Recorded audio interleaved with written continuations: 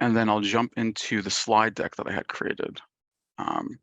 So yeah, welcome everyone to basically, I think this is the first or so meeting that we have everyone together. This is really special. I'm really excited for this. So this is the Data and Accountability Committee for the Governor's Workforce Council. We have our chairs, Christy Pentima from CBIA and Maggie Hulse from Indeed. So I hope we can just jump right into the slides. I have a little bit of an agenda for today. So we'll have an introduction real quick from committee leadership, just introducing themselves and, really would love to learn more about why they chose data committee in particular. And then we can just jump into what Mark, the GWC chair, has to say about the strategic initiatives and what's been going on so far with the GWC at large. And then we'll have some time at the end for a big discussion, and hopefully that could be really productive. So I'll progress to the next slide, and then we can just jump right into introductions from Chris and Maggie. Go ahead, Maggie. Well, nice to see you all and to meet some of you. I'm Maggie Hulse, GM of Enterprise at Indeed. I'm excited to have this group, and I'm excited to get together on it. I know I had one back and forth with Mark, and I was like, man, I feel like I'm not doing enough to be helpful on this committee. Like, am I being helpful enough here? So I'm excited to engage and get into the detail. Part of our work at Indeed is, thinking a lot about work, jobs, how we help people progress into better and better employment, and how we measure and understand that so that we can consistently improve how we match people to jobs globally. And so thematically, this is, a very interesting space, and obviously very important for just understanding whether all the things we're trying to do are making a difference in the world. So I would say just conceptually, those are the big ideas that are attractive about this particular committee, not that the other committees aren't also very, very interesting. So it's an honor to be here, and looking forward to the conversation. Great, thank you, Maggie. Yeah, and hi everyone, I'm Chris Pentima, the president and CEO of the Connecticut Business and Industry Association, which is essentially the statewide Chamber of Commerce as well as the statewide manufacturing association for Connecticut. I've been at CBIA coming on 2.5 years now. Prior to that, spent north of 20 years in the manufacturing sector in a business that I owned, which I then sold to and ran the operations for the company that I sold to globally. So well-versed in Connecticut, born and raised here. I know the ecosystem well, and all that we have ahead of us. And one of CBIA's 4 strategic pillars is to develop solutions and recommendations for how we can improve the economy, how can we grow the economy, how can we grow businesses for all residents through data-driven metrics that inform our solutions and recommendations. So, being part of this committee obviously is right there. Mark and I talk all the time about data metrics, economic metrics for Connecticut. I see Patrick a lot and other speaking engagements I have around how the Connecticut economy is going, what's the job picture look like. So this hits home perfectly for us, and we really like.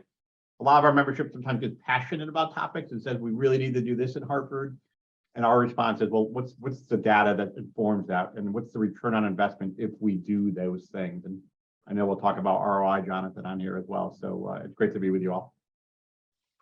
That was really great. Yeah, of course, if we look back on our objectives as a committee, our second objective is really to work on performance dashboards and ROI templates. And so as Mark will go through the next section here, we're making some progress on that. And I think just as a sort of an accountability perspective with this committee, we're looking at other committees and the work they're doing. And I think, GWC is really moving in a good direction. So I'll just move on to Mark's slides here. Let's see. Yep. Strategic initiatives overview. Mark, if you want to go into your discussion. Yeah, but let me take a step back and first of all, kind of say how grateful we are to have Chris and Maggie kind of leading this effort, both who have just such depth of perspective on this topic. So, and I think kind of, and we'll get into this in the discussion portion, but in terms of the value added that this committee can really have, I think it falls into a few different areas. One is we first have to really make sure that we are doing a good job of measuring the effectiveness of the programs where, the state is spending dollars on workforce, and really make sure that we have a kind of, improvement feedback loop based upon data for all that. I think another kind of key point is being able to kind of measure the effectiveness of the GWC itself. And that's what these next couple of slides kind of go to, like our initiatives. Are we delivering kind of, first of all, what we said we would do? And are they really even kind of making a difference? Are they the right things, or do we need to, be thinking about other initiatives that would help, achieve our overall vision as the Governor's Workforce Council and state of essentially kind of building a workforce system that provides opportunities for all residents to have meaningful careers and the support needed to overcome any barriers, and for the businesses in the state to have a kind of highly trained workforce that will meet their needs. So everything really kind of relates to that. And then I guess kind of a third area is we should, this committee should ask the hard questions. Whether it's kind of talking about how do we kind of close the labor shortage right now, or are we really reaching different communities that have the greatest needs in Connecticut? So I really looked to this committee to kind of come up with those questions. And I think we finally have in OWS and Department of Labor and others kind of the resources, and obviously kind of the OPM with Scott and his team, we have the resources to really be able to do real data collection and analysis, which is great. But the first part obviously is asking the right questions. So anyway, those are the things I think we could do. I'll quickly go over a couple of these slides that Jonathan kind of put together with my help. So we have this kind of charts the 19 original plus a couple of new strategic initiatives that we've been working on for the last couple of years. And the green, it's a green, yellow, red kind of approach. So the good news is that a number of the initiatives are moving forward. Some are kind of a little bit slower, but moving forward, and then some have not made as much forward. And when my predecessor, Garrett Moran, recently asked me, well, how would you, simplify all this and kind of just put it into a simple terms? I said, well, we're making progress with adults, especially with a lot of the, job training programs that Kelly and OWS are leading. Where we really lag is youth. We are not making much progress at all on the K-12 in the K-12 system. And I've heard Chris say this several times that there are 10,000. I've gotten this message down, Chris, 10,000 people who annually graduate who aren't going on to the military or college. And that's a problem, obviously, because many of those individuals are going into minimum wage jobs. We really need to reach people earlier. And the initiatives in our strategy, we haven't made a lot of progress on that. You can jump, Jonathan, to the more detail if you want, and I'm not going to, due to the interest of time, spend too much. These are the initiatives that relate to our committee. The first one is building out online tools for job seekers and employers. And Ray Lansing on this call has been very involved in that. Second is the performance dashboards and measurement, which we're just getting really going on, starting to show some progress. And the third is building out the integrated data system, which Scott Gall is leading with, on P20 wins, and that is making good progress. You want to jump to the next?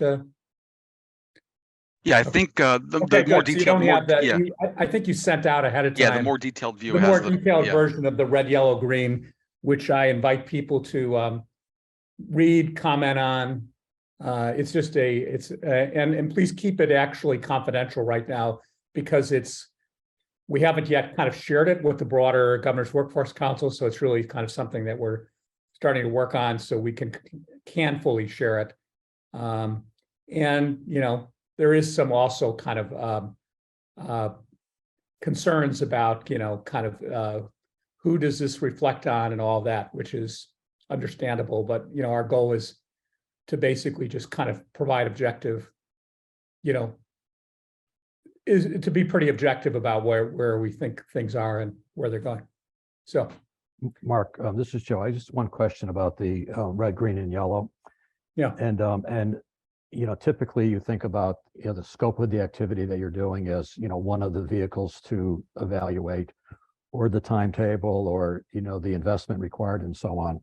As this scorecard has been prepared, what dimensions were considered when you were assigning the colors? I was actually struck when I look at the more detailed sheet that Jonathan sent out, that many of the activities were slated for 2021. And without going back to the sheet, I think some of them might have been rated green. So there's obviously some other dimension that you're taking into account when you come up with this assessment. yeah, I think it's a fair point, Joe. I mean, I'm really looking at kind of progress. I wasn't concerned so much with the original dates listed because they were a little bit all over the map and not really well informed, honestly, in terms of the speed of state government. Something, you know, Kelly and I have learned a lot about in the last 2 years. You know, honestly, Career Connect was ready to go a year ago, but it didn't pass all the kind of, you know, compliance tests and requirements and such. So here we go. So basically kind of what the judgment was against the goal, where do we stand today? And the green kind of indicates things that have progressed pretty far against the goal, and yellow where we're, you know, part of the way there. Red is where we haven't made much progress at all. So that's kind of the how I did it. Yeah, I think, you know, being able to describe the method would be helpful. Yeah. Because you don't want somebody saying in the end, well, they just lowered the bar because they weren't getting to a particular objective, you know, within a certain time period and so on. And by describing how you get there, I think you avoid that potential criticism. Yeah, and there is some commentary attached to each of the ones. Yeah, I saw that. Yep. Which sort of, you know, more or less kind of states it. So anyway, okay, let's jump, Jonathan, to the discussion part. You want to kind of lead? Yeah, sure. When I was working with you, Mark, on sort of, you know, what can we really talk about? You know, I think it really evolved around these 3 different questions. What are the questions we are trying to solve with data? That's one of the huge things. You know, I'm sure Chris can think of a whole slew of questions to ask here. And then what do we need to best measure the outcomes of workforce training programs? You know, that goes into some of the work that Patrick's doing with the legislative report card, and then also following up with Scott Gall on, you know, sort of the CP20 win, you know, results that come out of that, and sort of what other partners that use P20 win, what are they doing to sort of measure workforce programs and whatnot? And then sort of looking at what we should do as a committee. You know, what do we do to produce, or what should we produce to report on the progress versus the GWC plan? You know, is it a report card like that was brought up before, or is it something more in depth to report on? So, you know, just some questions to lead discussion on.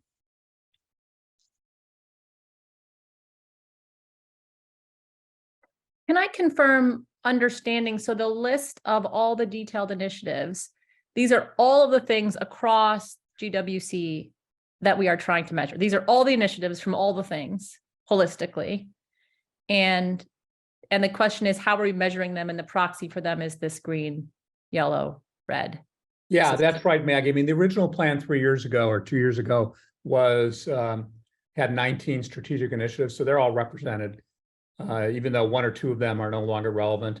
And there are a couple that got added subsequently to the original plan. So that's why it's 21 on that page.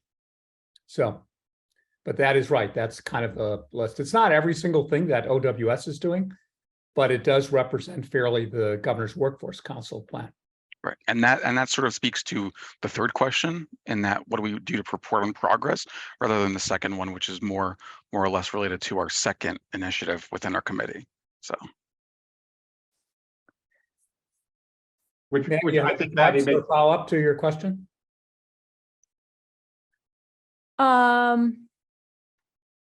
I was looking at that screen, and now I need to toggle back to these questions. So, you know, what's going through my mind is, so this is the red, yellow, green is sort of like, okay, we have initiatives, and where are we from a progress status perspective on what we hope to do?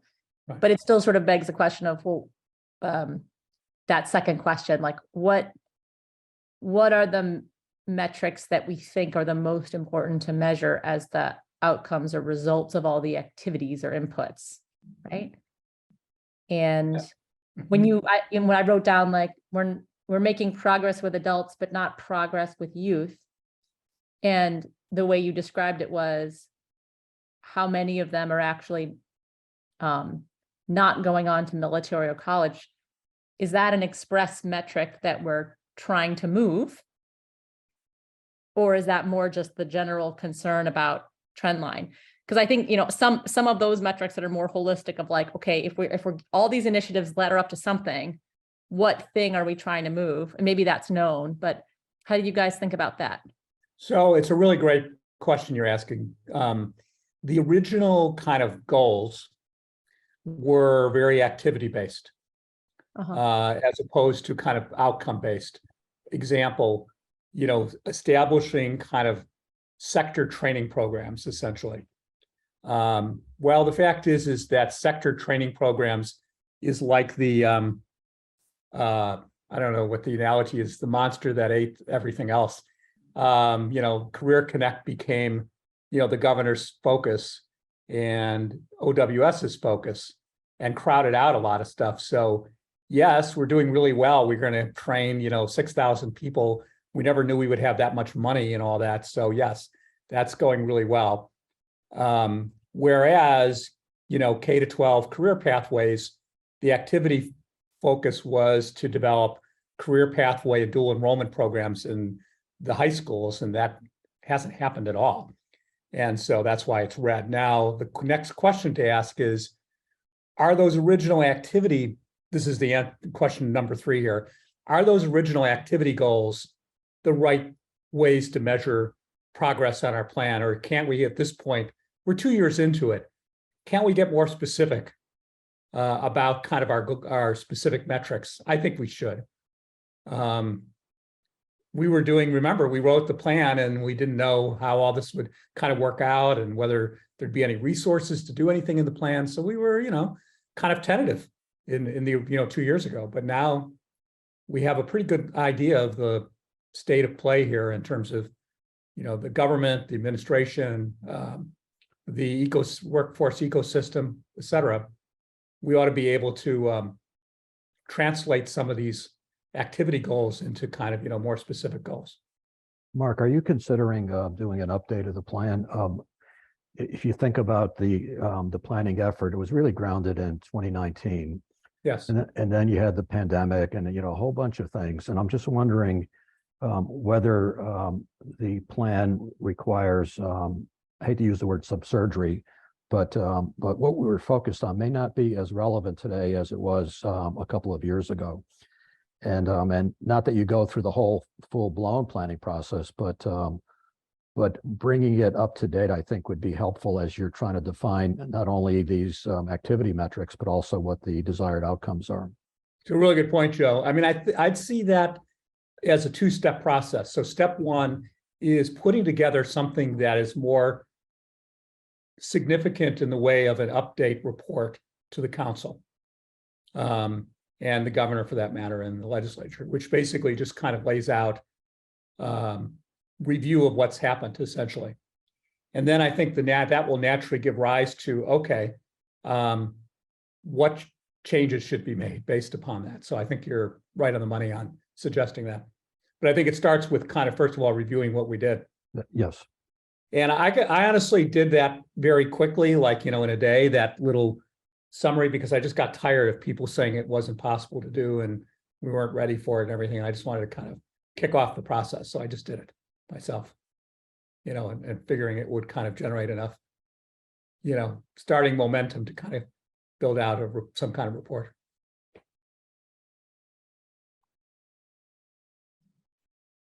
How does the rest of the group feel about that concept? And kind of what Maggie was just saying was,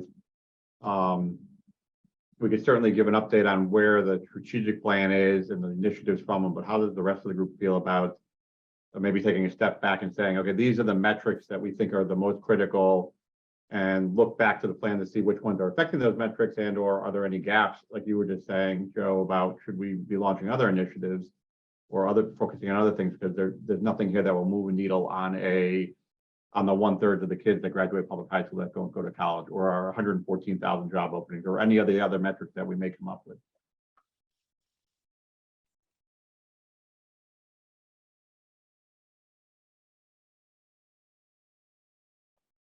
This is Ron Shack. I think most of you know me, but I'm the managing director of the Charter Oak Group, which is a small public policy consulting firm.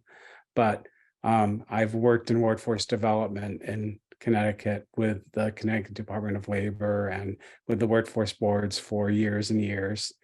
And the thing that strikes me about this is a lot of my work is grounded in something called results-based accountability.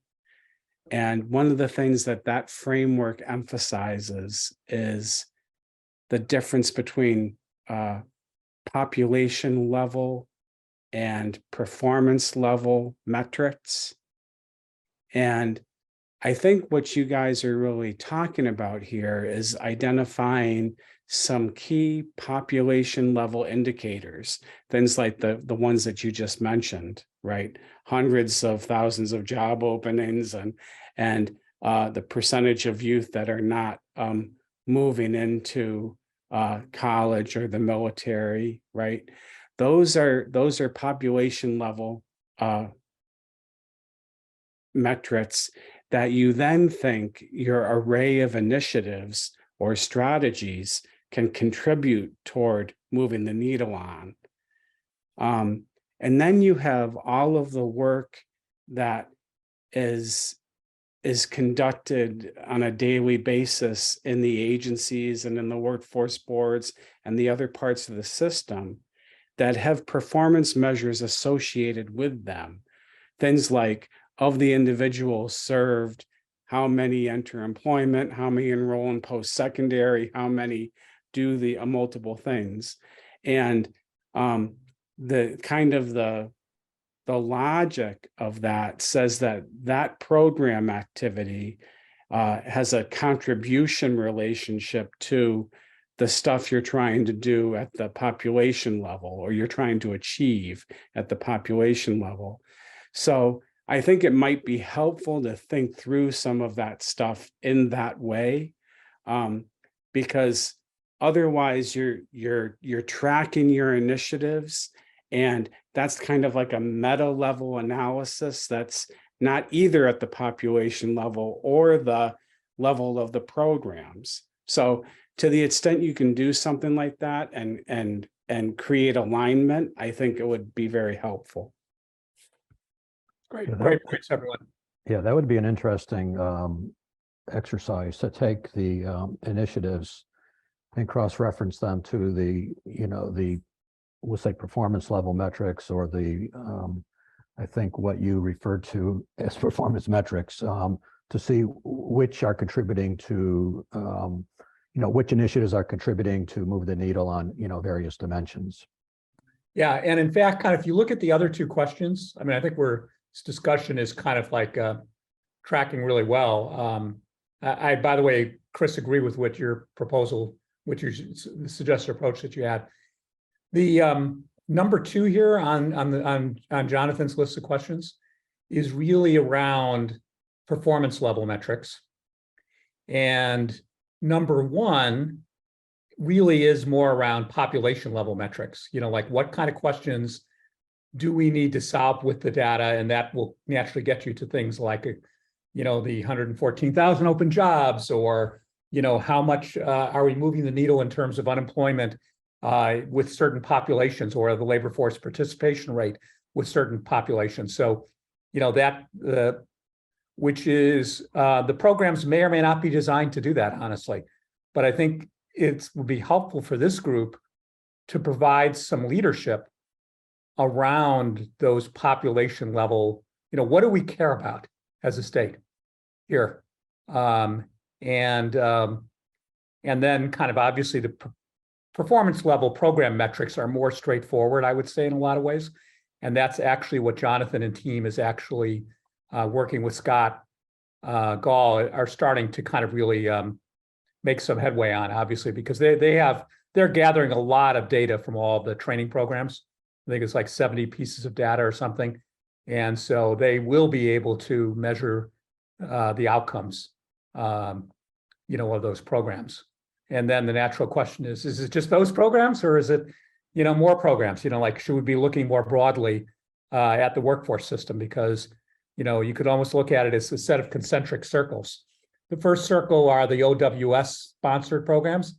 Then there's the broader, as Ron mentioned, WIOA sponsored, workforce board programs.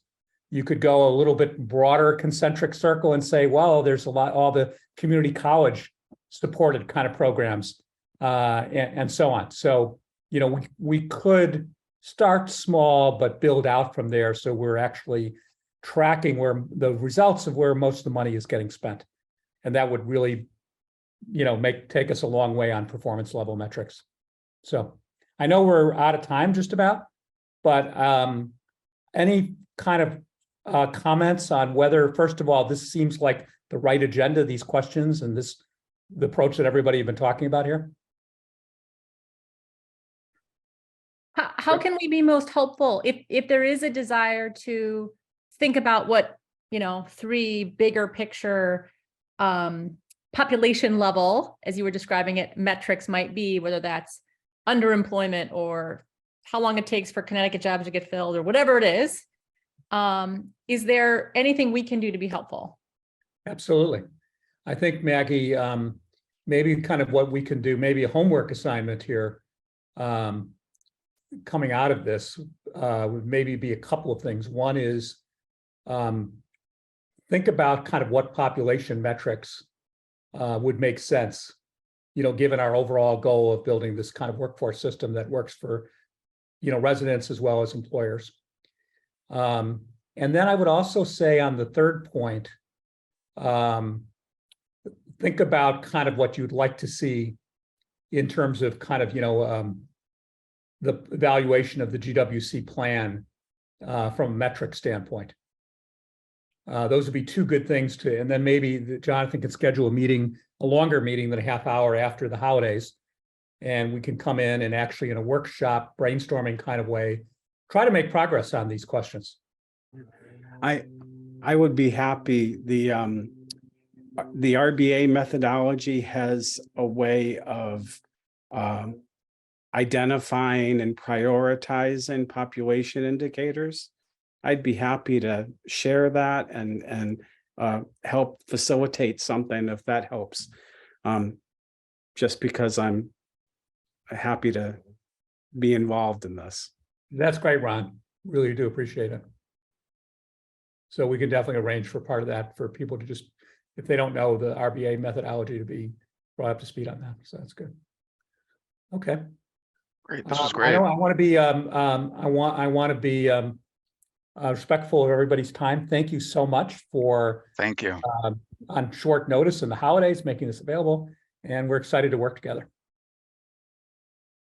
Thank you.